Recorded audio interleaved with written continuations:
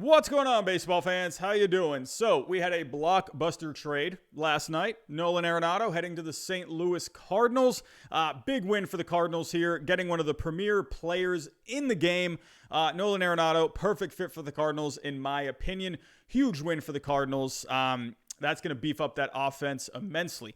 However, for the Rockies, we are getting a lot of negative reaction towards the Rockies on this trade, and rightfully so. It's never going to be a fun time when you trade away your star player, especially one like a Nolan Arenado, one of the better defenders in the game, one of the better bats in the game. So I can understand the outrage towards the Rockies on this trade. And trust me, I know better than anyone. We traded away Mookie Betts last offseason from Boston to Los Angeles, going to the Dodgers with David Price. Trust me, I still cry myself to sleep every single night over that trade. However, just like with the Mookie Betts trade, with this trade, I think it was the right thing to do for the Rockies. And I'm going to tell you why. I got a good amount of reasons why I think it was the right thing to do. Before I get started, if I may, we are trying to get to 6,000 subscribers, 6K by opening day. So if you are looking for more baseball content, more baseball news, hit that subscribe button for me, hit the like button for me. Go follow me on Twitter if you want to talk some baseball throughout the day. So I have a few reasons to share with you why I think this was the right thing to do for the Rockies. Like I said, I can understand completely the outrage towards the Rockies. It's never fun trading your star player. But I think long-term, this could end up being the right thing for the Rockies to do. So let's go ahead and get started. My first reason, the biggest reason of them all, honestly, is they get financial flexibility. So if we go take a look at the payroll for the Rockies now. So if I go to Spotrac, let's go take a look here, sharing the screen. All right, so as you can see here, looking at the payroll that they have. Right now, they are sitting at around, we're looking at $109.3 million for the 40-man. So they have around 82.6 in tax space now with Nolan Arenado off the books. And when you're paying a guy $35 million a year and your team is not doing anything, the first year of that extension, they finished 71-91, 20 games under 500. I'm not saying that's all on Arenado. However, when you're giving so much money to one player and you're getting results like that, that just shows you got to fix a lot of other parts of the team. So right off the bat, they have the flexibility now. You can go out, maybe go take a look in free agency. Who are some players that you can maybe bring in to kind of fill these holes? Let's take a look at the depth chart real quick with the Rockies. So if we go take a look, I definitely think they need some pitching. Maybe go out there, maybe go see if you can get a free agent pitcher to come to Colorado. That's going to be easier said than done to get a guy to come to Colorado. But, maybe you can go to the bottom of the scrap heap. Maybe you can get one of these guys to come along. Maybe someone like a Colin McHugh. Maybe someone like a Matt Shoemaker. I don't know, maybe give a chance to Chris Archer. Maybe a Julio Teheran could be a decent pickup. I don't know, maybe even Taijuan Walker could be someone. However, while this does give them the flexibility for this year, it also gives them the flexibility for next year as well. There's going to be some bigger free agents on the board. Could you maybe bring in someone like a Freddie Freeman somehow? A good offensive first baseman. They could use a first baseman. Maybe someone like an Anthony Rizzo. That's a possibility. Trevor Story is going to be a free agent. What are you going to do about Trevor Story? That's going to be a question mark as well. Do they want to bring him back long term? That's something to think about as well. You just got rid of Arenado. Could you possibly get rid of Trevor Story as well? We'll talk about Trevor Story here in a second, but taking a look, there's a lot of free agents out here. You got a lot of outfielders. Conforto is going to be out there. You got some options out here. So Charlie Blackmon as well is going to come off the books, so that's even more flexibility. You got some starting pitchers as well. Again, it's going to be kind of hard to get these guys to come to Colorado, but they have been able to lure some people in the past, so we'll have to wait and see. Some decent relievers are going to be on the market as well. Ottavino, maybe you could bring him back after this year. He's going to be a free agent. But again, if you go back to the depth chart, so focusing again on this year, there are some things that they could still do. Obviously now they got it still says here Nolan Arenado at third base, but you could bring in someone maybe for third. So let's go take a look. What are some options? If you go take a look at some third basemen, maybe you can bring in like a Todd Frazier on a cheap contract. You got Sogard still out there. Could you bring in a Justin Turner maybe? I don't know. But there are some guys out there. You got some outfielders maybe you could bring in. I don't know. Maybe take a chance on like someone like an Adam Duvall. He had some good power numbers this year with the Braves. Maybe someone like a Jay Bruce. There's some guys out here. You can maybe take a look at, I don't know, maybe some guys off the bench like Jake Marisnick. I don't know. There's a lot of options. But the point is here is they have the flexibility now where, $35 million, that's a lot of money. You can bring in quite a few players with that money. So taking a look as well, are my next reason. So let's get back to you here. So not other than the financial flexibility, there are a lot of other reasons as well. And in my personal opinion, I just think these big contracts tend to not really work out very often. So my next reason, big contracts for position players don't work out very often. So if we go take a look at some bigger contracts, taking a look here, the largest contracts in baseball history. Taking a look, if you look at big contracts for pitchers, they tend to work out more often than not. Taking a look at right off the bat, if you go right to David Price here, he helped the Red Sox win a World Series. He was a big part of that playoff run. Kershaw just won a World Series. Max Scherzer just won a World Series. Greinke, he's been on some competitive teams. He's been able to help the Astros, minus the trash cans. Greinke has been successful with the Astros recently. CC Sabathia with the Yankees was good. But if you take a look at position players, they tend to not work out very often. Right off the bat, Bryce Harper. This is not really... this doesn't really count as like a salary dump, but when Harper left the Nationals, that cleared up a lot of money for them, and they were able to use that money and bring in some other pieces to help get them to a World Series and eventually win a World Series. A-Rod, he won a World Series. He won one with that massive contract. Derek Jeter had a big contract. He was able to win one during that time. If you just take a look going down the list, Stanton hasn't really worked out. He hasn't gotten anything close to a championship at this point. Taking a look here, Miguel Cabrera, he hasn't been able to win anything. Pujols hasn't done anything with the Angels championship-wise. Cano, that was a complete bust. Votto, huge contract. They didn't get anywhere with that. Prince Fielder, got nowhere. So as you can see, Buster Posey was one. He was able to bring in a championship. But for the most part, Teixeira brought in a championship as well for the Yankees.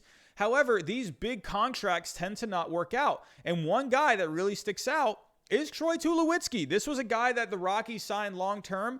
That didn't work out as well. There was another one, a legend in Coors Field. Where are you at? Todd Helton, 42nd biggest contract in history. That didn't work out. He got to a World Series, but did they win a championship? No. So position players, I think these contracts for position players, these big ones, they tend to work out less often. For pitchers, more often than not. I think for pitchers, they have a bigger impact in playoff series. So I can understand paying more for a pitcher. They're in higher demand. That's just the way it is today. You're going to pay more for pitchers. And me personally, I think they have more of an impact on playoff games. So, big contracts, I just don't think they don't work out very often, even including pitchers. I believe I looked at the top 50 and about 30% of them have won a World Series. So these huge contracts, one example, you can get to a World Series without giving out big contracts. Look at the Rays. Yes, the Dodgers ended up winning it, but the Rays were 2 wins away from winning a World Series with that low of a payroll. Many low payroll teams over the years have been successful. Look at the Rockies from 2007. Did they win that World Series? No, they got swept by my Red Sox, but the Rockies that year had a very low payroll. So you don't need to be giving out these big contracts to guys. So I appreciate that they wanted to get him locked up for a long time, but they did put in those opt-outs for a reason. They wanted to see, could it work out? 2019, it was a complete bust of a season. It didn't work out. And I think once that happened, 2020, again, they went into 2020. They had the beef over that offseason before 2020. Again, they got off to a hot start in this past season, but it just ended up not really working out. So to me, big contracts they just don't work out very often, at least for position players. The next reason, salary dumps, they have worked in the past. So everyone is kind of looking at this trade as, well, hey, the Rockies got fleeced here. I don't really count it as a fleece. I mean, it's a fleece by default. It's going to happen. When you have a contract this big, let me actually show you real quick. If we go take a look here at the trade. So if we look at this here, Arenado had a very, very, very negative value, negative 43.7. We have the 50 cash put in here for the 50 million. So that kind of evened out. You got to think with Arenado, he's getting paid a lot of money per year. He had the opt out. So, I mean, he's in his 30s now. The guys in their 30s, they tend to digress according to history. So Arenado here, I mean, I don't think a lot of people realize that Arenado has such a negative value. I think they just look at just that he's one of the better players in the game, but there's a lot of factors that go in to a guy with a negative value.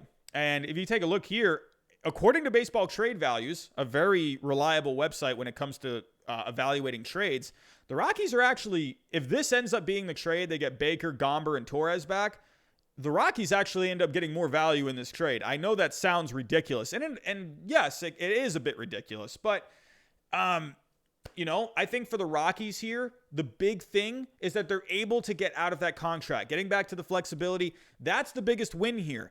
So, yes, they do lose this trade, but they are winning in their own right because their goal was to get out of the contract. Their goal was to not have to have so much money going into one guy. Should they have signed him long-term in the first place? Probably not. But they're thinking, well, you know what? Hey, we tried it. It didn't work out. We at least can get a couple prospects back. We had to send back some money, but who knows? Maybe these prospects could end up working out.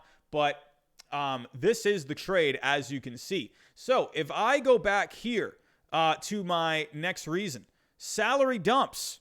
As you can see, this was a salary dump. So salary dumps have worked in the past. Look at these three guys right here. I am very familiar with salary dumps. I'm actually familiar with two. If you really think about it, I have dealt with this one before.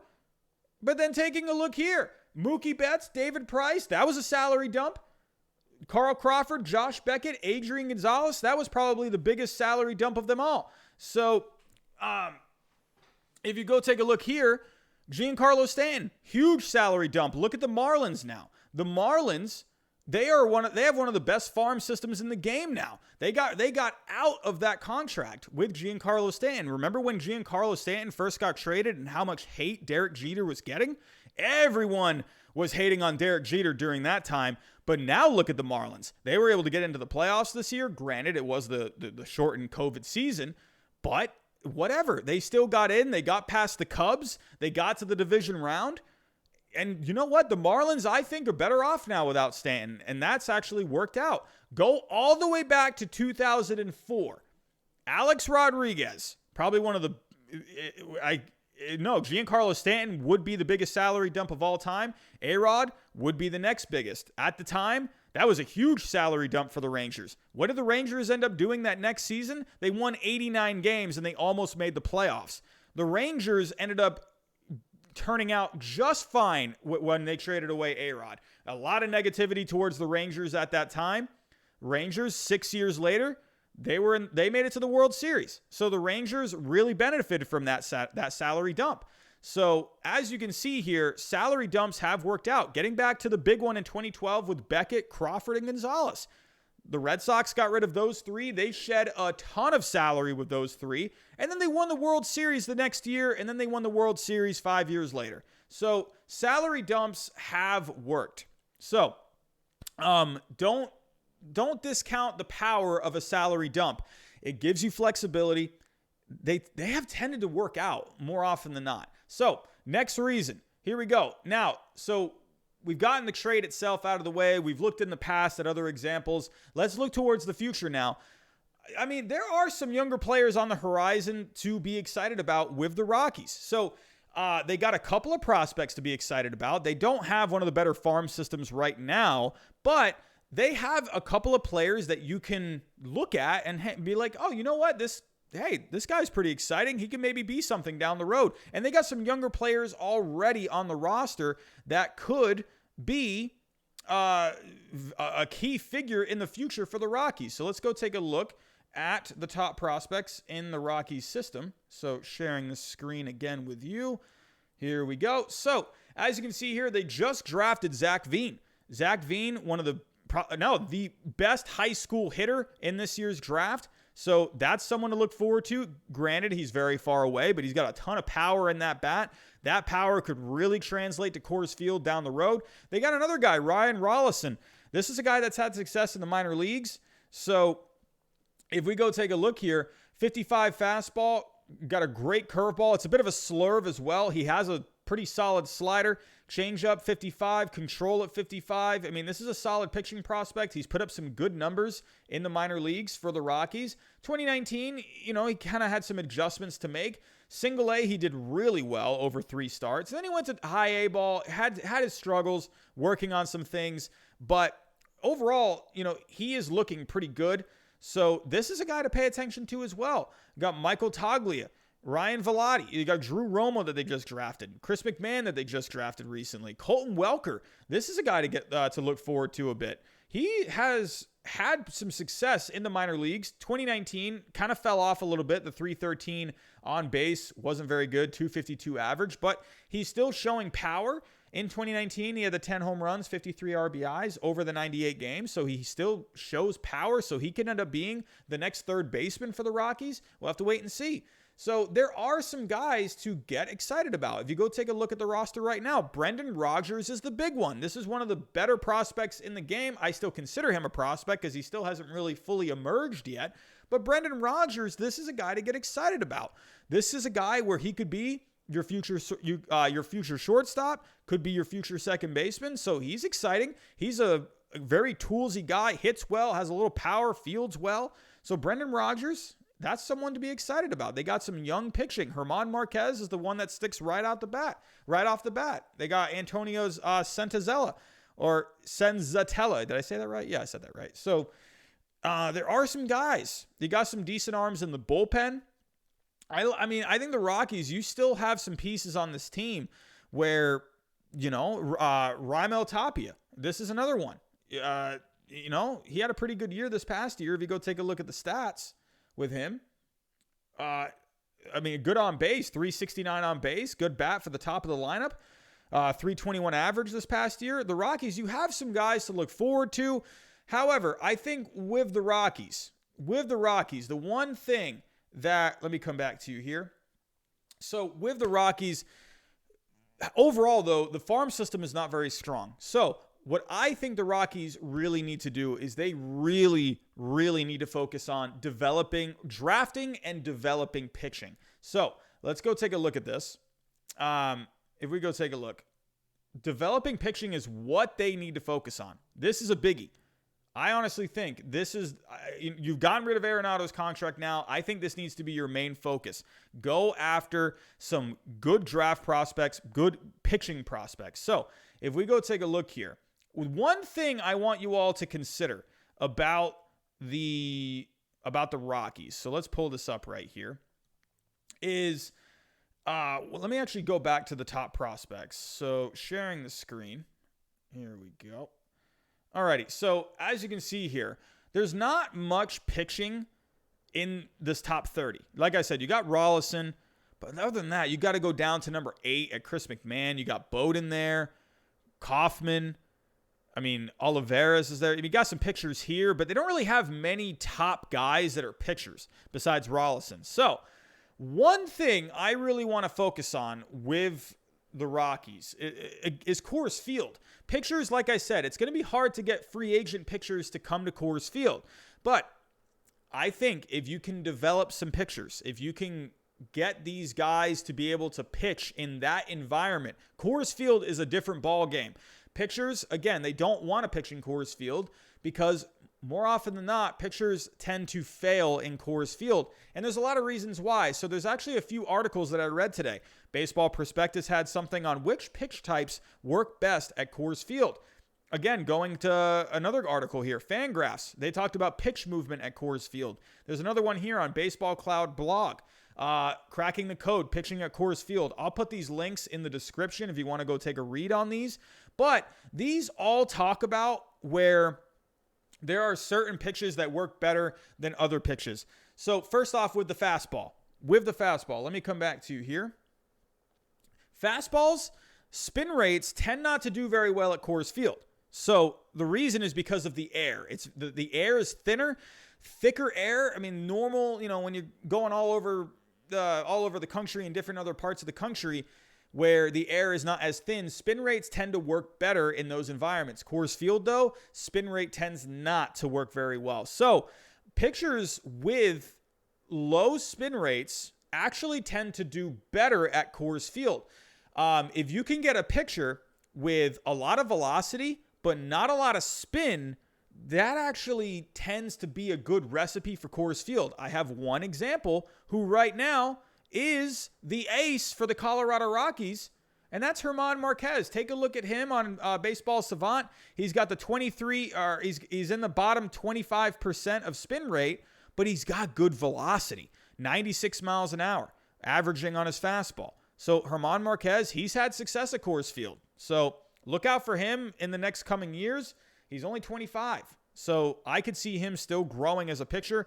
This is the kind of guy, at least fastball-wise, that you want at Coors Field. However, there are some other things to look out for with pitchers for Coors Field. Daniel Bard, he had a lot of success this year at Coors. However, as you can see here, he has a lot of spin rate on his fastball, but he has a lot of velocity. So he's got the fastball velocity that's going to help him. So the spin rate's not really going to matter very much. But the one thing with Daniel Bard that he has, this one pitch tends to work at Coors Field. Curveballs and changeups don't really seem to work very well at Coors. However, sliders tend to work out really well at Coors Field. As you can see here, Daniel Bard had one of the better sliders in the game this year. Sliders, for some reason, I mean, again, I'm not really too great with all the science-y kind of stuff, the physics and whatnot, but from what I was reading, sliders tend to do really well at Coors Field. So Daniel Bard, he showed this past year a lot of success there. So Daniel Bard. However, there's another guy, another type of pitcher to also consider for Coors Field. Guys that can move pitches around, they can move all around the zone, they can change, the eye level of the pitches, they can throw low in the zone, high in the zone, they can hit the corners. One guy that does this very well is Lance Lynn. If you go to Lance Lynn here, so earlier this season, he actually pitched at Coors. So as we read here, he faced one, at the time, the Rockies were really hot. They got off to a really good start. He ended up pitching a complete game shutout. A two-hit complete game. I apologize. Two-hit complete game. But overall, this guy pitched a really good game. If you go look at Lance Lynn, he's got a lot of spin rate, but he doesn't have much velocity. So that, like I was saying before, those two don't really seem to go hand in hand at Coors Field because of the air, because of the thin air. However, with Lance Lynn, what he does, he actually talked about it right here, and I'll go to those stats here in a second, but with him, he says here, I'm different than everyone else, and I always have been. Breaking balls are the new. That's what everybody wants. Spin rate, this and that. Moving the ball to both sides of the plate, up and down, in and out, that keeps hitters uncomfortable. If that works, then I'm going to keep doing it. Lance Lynn has always been that kind of a pitcher. He moves the ball around. He changes eye levels. If you actually go take a look at Lance Lynn over his career at Coors Field, he has had a lot of success at Coors Field. 2.36 ERA over 5 starts. He has been very good at Coors Field. So I think if you're the Rockies, you need to be looking for a few things when it comes to scouting pitchers, drafting pitchers, and developing them. If you can, get guys that can have low spin rates but good velocity. So again, someone like a German Marquez, someone like a Sixto Sanchez is a guy that really comes to mind because he's got a lot of velocity, but not much spin. Again, Herman Marquez. Get guys that can have some good sliders. If you can get a guy in the draft that has a plus slider, that could really work out at Coors Field. And then guys that can locate, guys that can move around the zone, guys that have pinpoint control. A guy that comes right off the bat to me, someone like a Greg Maddux, a pitcher like that, someone that can locate, he can work in and out, up and down. I think those pitchers are going to tend to work. And what do I know? I'm not an expert by any means, but I really think that's what the Rockies need to do. They need to focus on developing pitching. Because they're not going to get these unless they find the right kind of like a bargain kind of a guy that's looking for a contract, having a tough time getting signed, perfect example, Daniel Bard. They were able to get Daniel Bard and they fixed him completely. Daniel Bard was out of the league for 7 years. So if you can get these maybe lower tier guys that you think could work out in Coors Field, I think if you can bring those guys in, maybe they can end up being successful. Those are the kind of guys you need to look for free agency. But I think the big key is you need to start developing pitching. That's the biggest thing. You can get all these position players that you want. You can get all the offense that you want. But at the end of the day, you're going to have to pitch. If you want to win championships, you got to pitch. So, and also play some good defense. And one guy that comes to mind when it comes to good defense, Trevor Story. Getting back here to the prospects, the Rockies don't really have much of a farm system, but I think the first step in really getting some beef on that farm system, I think you got to trade Trevor Story. And I think one team really sticks out as a team that could take the services of a Trevor Story. So because Arenado's gone now, teams are thinking, here we go. The Rockies, they're in sell mode. So now it's time. This sets them up to trade Trevor Story. And I have one team that would be an absolute perfect fit. And that is the Red Sox's arch rival, the New York Yankees. So I have a trade right here. And I think this would be a trade that would really work out for both sides. You get Trevor Story going to the Yankees, going back to the Rockies. Andujar, he gets a fresh start. You can slot him in right at third to take over Arenado. Andujar would be now the full-time third baseman. This gives him a new opportunity. Sakema, he's got a good slider that they just drafted in 2019. That would be a good fit. Luke Voit.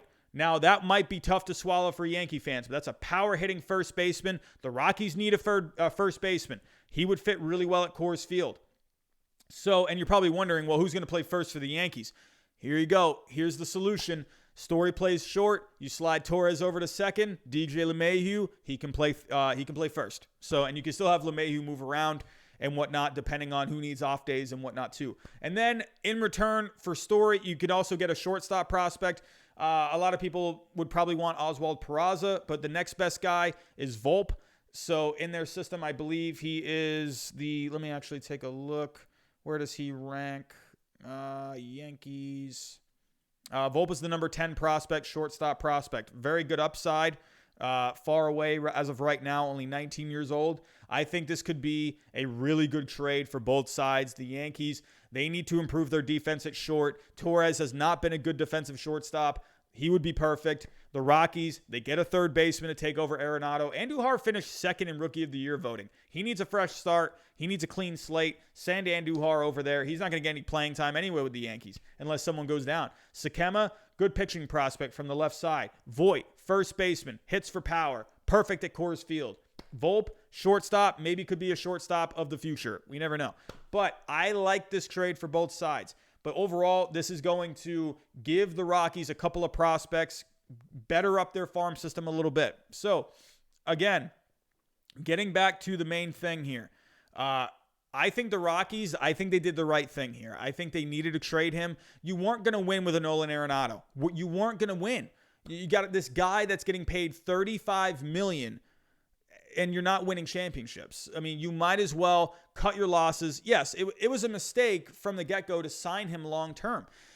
You know, it seemed like the right thing to do at the time, but they put the opt-outs in there just in case it wouldn't work out. And guess what? It didn't work out. They finished 20 games under 500. I'm not saying that's Arenado's fault, but you got to now you can use that salary to shore up other positions. I mean, I personally just don't think these kind of contracts, they tend not to work out very often. One guy where it has worked out position player wise, I left him off, was Manny Ramirez on the Red Sox.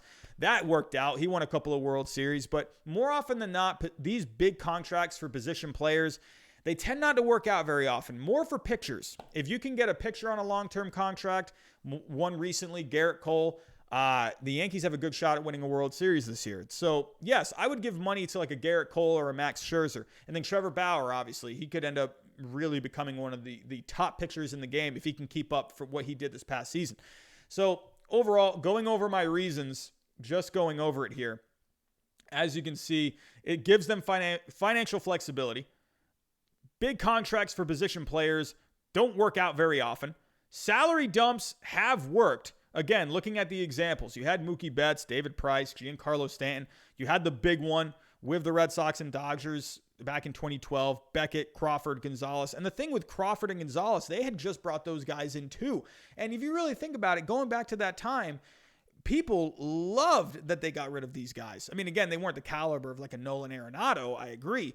But again, these were supposed to be like these 2-star players that were, going to help bring championships to Boston. And then they just cut their losses. And then going back all the way to 2004, the Rangers getting rid of A-Rod. They ended up being a better team. They made it to the World Series in 2010 and then again in 2011.